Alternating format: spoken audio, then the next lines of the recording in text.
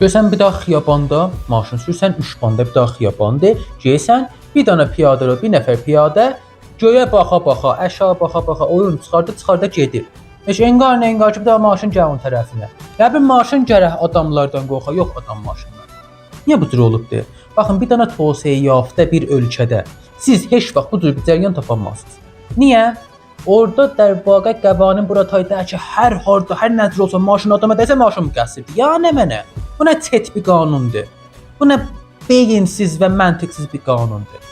Orada در واقع nə deyirlər? Orada kamil məntiq və bilgi ilə gəlirlər qabağa.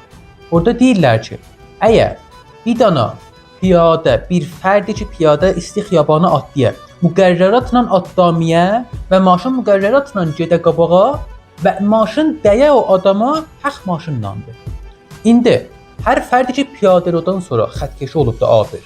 O xətkeşdən sonra hər harda atdıya və maşın dəyə ona o adam müqəssirdir. Bunların hamısı nə vaxt bu? Bədihi və basic در واقع demək olar.